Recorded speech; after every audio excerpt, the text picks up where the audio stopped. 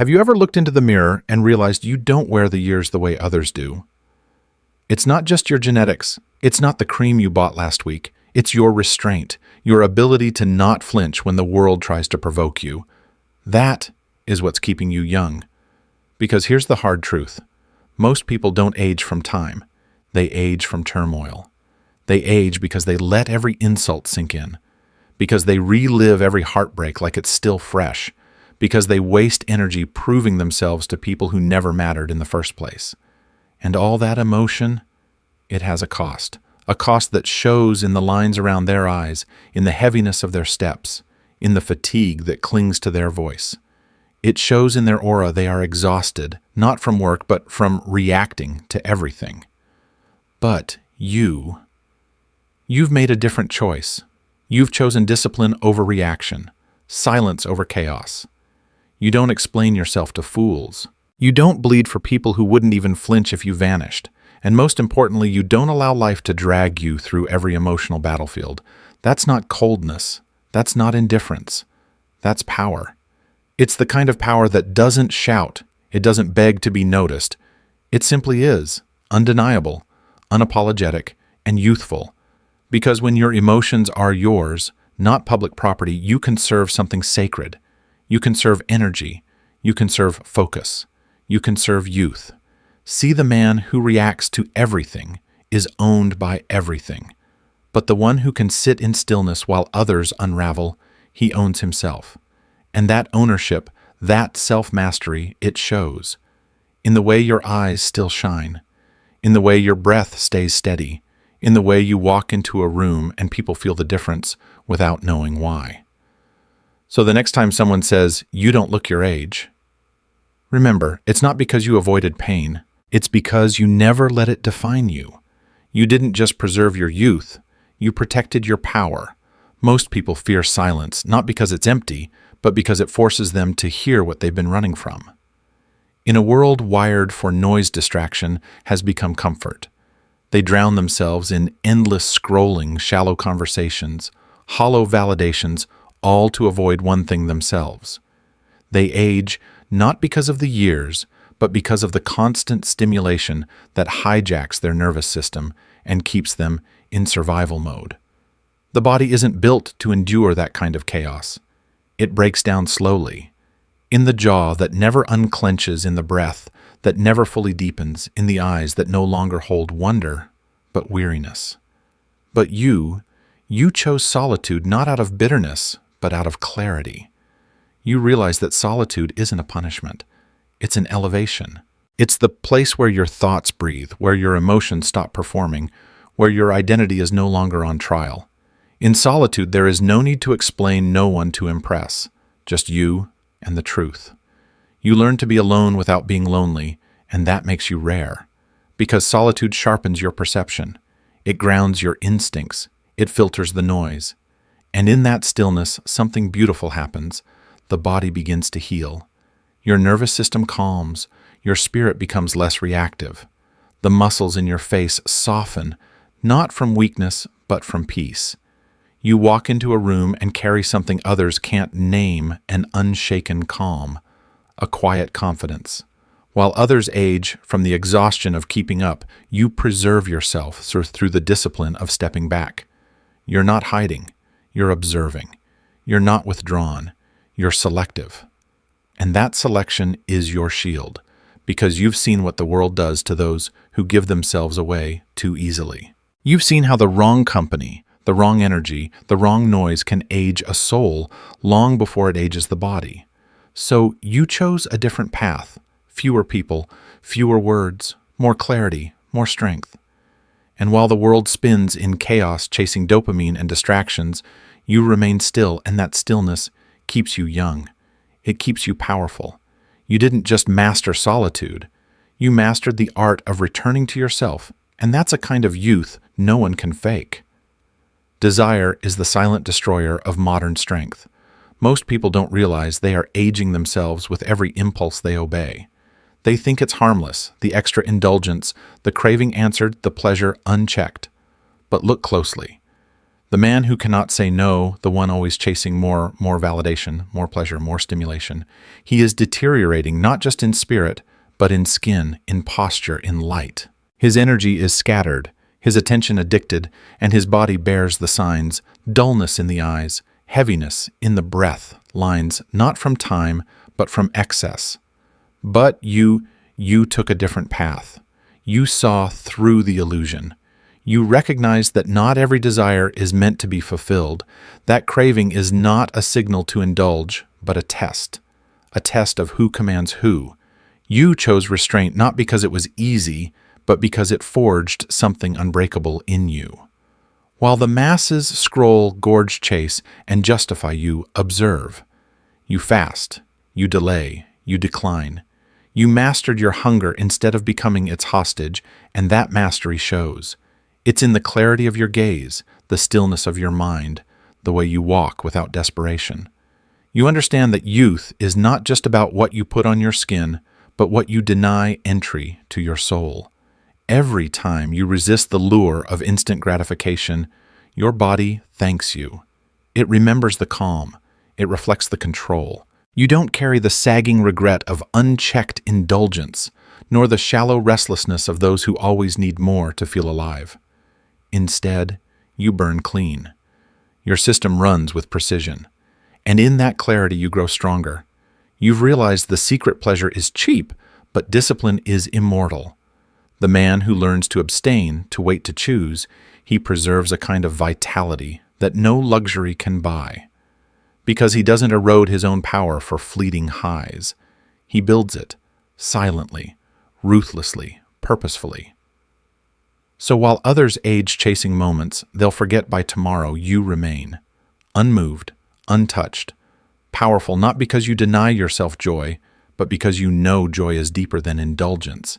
It's found in control.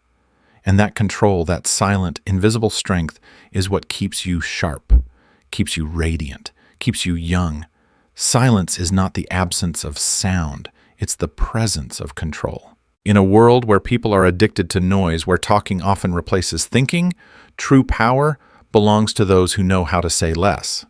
The man who commands the room doesn't do it by raising his voice. He does it by saying exactly what needs to be said and nothing more. Most people speak to soothe their insecurity. They explain themselves endlessly, overshare their feelings, and react impulsively to every comment, insult, or misunderstanding. But every word they throw into the air drains a part of their essence. You've seen it, the furrowed brows of those constantly trying to be understood, the tension in the jaws of people afraid of silence. This constant verbal performance isn't just exhausting, it's aging them. Their nervous systems are in overdrive, always defending, always performing. But you understand something deeper. You've chosen to master the art of stillness. You've discovered that when you don't react, you don't lose energy. You don't wrinkle your forehead over pointless arguments. You don't tighten your mouth trying to justify your worth. You simply observe. You let others unravel while you calculate. And that controlled silence, that deliberate non-response, becomes your shield. It keeps your mind clear, your breath steady, your face relaxed. People don't understand why you seem untouched by stress, why you radiate calm when the room is chaotic. But the truth is simple. You don't allow the world to pull you into its noise. You are not here to be understood by everyone. You are not here to waste your energy proving yourself to people who have already made up their minds. You've realized that silence is not passivity, it's presence. It's the mark of someone who doesn't need to be loud to be heard. And paradoxically, it makes people lean in. They listen more when you speak because you don't speak often. Your words carry weight because you've trained yourself to speak only when it matters. And when you speak, you do it with clarity, with intent. Controlled silence is not just a communication strategy. It's a physical and psychological advantage. It keeps your heart rate lower, your stress hormones regulated, your facial expressions neutral and unmarked by tension. While others let emotion distort their features, you remain composed. And that composition preserves you not just mentally, but physically. Your youthfulness is not a gift, it's a consequence of not letting life drag you into every meaningless conversation. You don't flinch at every provocation. You don't explain your silence to people who fear it. And that discipline shows. It's in the lines you don't have, in the calm energy you carry, in the way people sense your presence without you needing to perform. You're not silent because you have nothing to say. You're silent because you're not giving yourself away. And in that refusal lies your power and your timelessness. Not everyone deserves access to you. This is a truth you've learned through experience, painful, costly, and unforgettable. You've seen how the wrong people can age a soul faster than time ever could. It's not the years that break a person down. It's the weight of toxic relationships, the emotional chaos of being surrounded by people who drain you instead of build you. Most people are reckless with their inner circle. They call it kindness, politeness, loyalty. But in reality, they're too afraid to be alone, too desperate for belonging. So they let in chaos. They share their sacred energy with the insecure, the jealous, the manipulative. And slowly, invisibly, it wears them down. Their faces tighten, their shoulders slump, their light dims. But not you. You've chosen a different path, a quieter, more deliberate one. You've realized that who you associate with shapes everything, your mindset, your nervous system, your emotional age. So now you choose like a strategist. You don't sit at tables where peace is replaced with gossip. You don't entertain conversations that suffocate your instincts. You don't compromise with energy that leaves you feeling smaller. You protect your space with the same intensity others protect their money. Because you understand emotional health is wealth, and those who fail to guard it pay dearly, not just in their spirit, but in their skin, their posture, their presence. You've witnessed it, the tired faces of people tangled in friendships out of habit, the dull eyes of those who spend years fixing others instead of growing themselves, the sagging energy of those who carry burdens that were never theirs. That is why you walk away with ease, why you spend more time alone, why you build strong walls not out of fear, but out of clarity. Your solitude is not loneliness, it's strategy. You're not antisocial, you're surgical. And that precision has preserved you. While others age for social overcommitment, you remain light. While they exhaust themselves chasing connection, you channel your energy inward into purpose, into peace, into power. People look at you and sense something different. They can't name it, but they feel it. It's the glow of someone who doesn't carry the weight of others' dysfunction, the calm of someone who chooses peace over popularity, the youth of someone who has mastered the art of emotional self-respect. And that choice, though invisible, makes all the difference. Not everyone deserves access to you. This is a truth you've learned through experience, painful, costly, and unforgettable.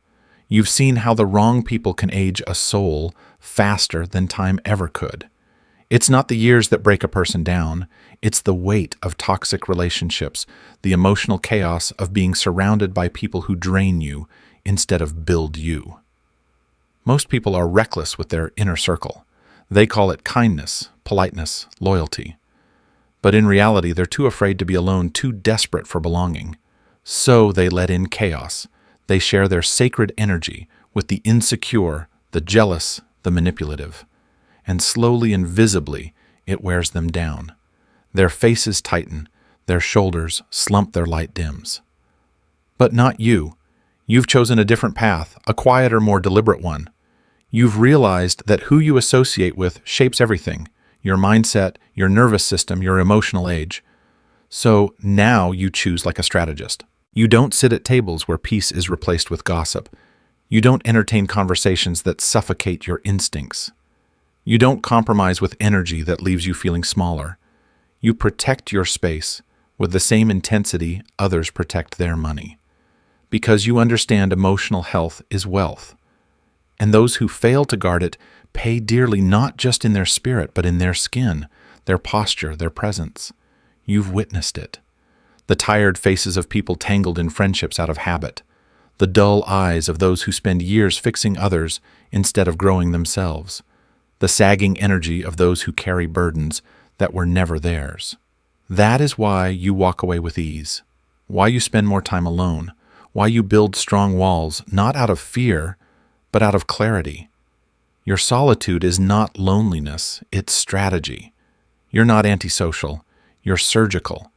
And that precision has preserved you. While others age from social overcommitment, you remain light. While they exhaust themselves chasing connection, you channel your energy inward into purpose, into peace, into power. People look at you and sense something different. They can't name it, but they feel it. It's the glow of someone who doesn't carry the weight of others' dysfunction, the calm of someone who chooses peace over popularity, the youth of someone who has mastered the art of emotional self-respect. And that choice, though invisible, makes all the difference. Most people are unknowingly waging war against themselves, not because life is cruel, but because they allow every insult, every rejection, every disappointment to take root inside them. Emotional chaos becomes their default. They carry the weight of old arguments, broken dreams, unhealed wounds, wearing them like invisible armor that rusts their soul. And it shows. In their slouched backs, in their tired eyes, in the lines etched deep into their faces, not from age, but from carrying what they were never meant to hold for so long. But you've chosen a different path. You have learned the rare misunderstood art of emotional detachment. Not because you are heartless, but because you are strategic. You do not give the world free access to your inner sanctuary. You observe emotion. You feel it, but you do not let it rule you. This is not denial, it's discipline. While others drown in every storm, you remain the still eye within it. You've come to understand that peace is not given, it's enforced. It's not a gentle breeze you stumble upon, but a fortress you build, with intention guarded by clarity and enforced by boundaries. You don't take things personally because you understand that most people's chaos is a reflection of themselves, not of you. You do not need to respond to every attack or defend every opinion. You walk away without drama. You choose calm over combat. This is your superpower, one that keeps your mind sharp and your body young. Because the nervous system doesn't lie. It responds to every threat, real or imagined, and if you let the world hijack your emotions, your body pays the price. Stress tightens your jaw, curls your spine, hardens your expression. But your detachment protects you from this slow erosion. You do not allow emotions to ferment into resentment. You process, you release, you let go. And that choice, repeated daily, is what makes you magnetic. People don't know why they're drawn to you, why your presence feels lighter, calmer, yet more powerful. They don't see the hundreds of times you chose peace over proving a point, the nights you sat with pain but didn't let it turn you bitter, the times you wanted to react but chose silence instead. Emotional detachment isn't weakness, it's wisdom. It's the mark of someone who has battled chaos and decided to build clarity. You are no longer a sponge for other people's pain. You're a mirror reflecting truth, not absorbing dysfunction. This is why you walk into rooms differently. Why you don't carry the emotional residue of every interaction. You've made stillness your weapon. You've made discipline your glow. And because of that, you don't just look younger, you feel timeless. You've learned that the key to vitality isn't found in running away from pain, but in mastering your response to it. And in that mastery, you've built a kind of beauty that no one can manufacture, imitate, or steal. In a world that constantly demands emotional engagement, from social media outrage to personal relationships that drain you, it's easy to forget that you have a choice. You don't have to absorb every insult. You don't have to internalize every failure.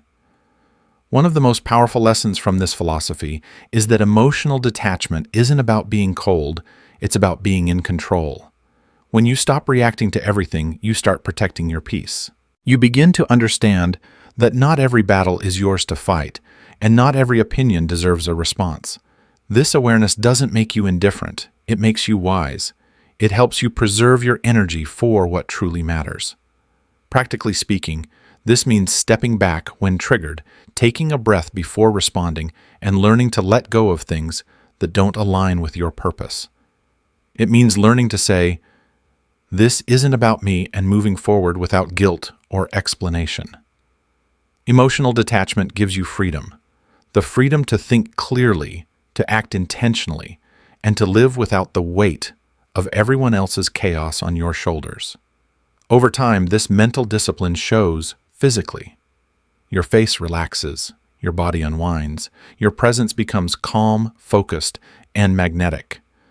The takeaway is simple, but life-changing. Not reacting is a superpower, and when you practice this kind of self-mastery daily, you begin to live not just with less stress, but with more strength. You become someone others can't rattle, can't drain, and can't define. That's not just emotional intelligence. That's emotional freedom.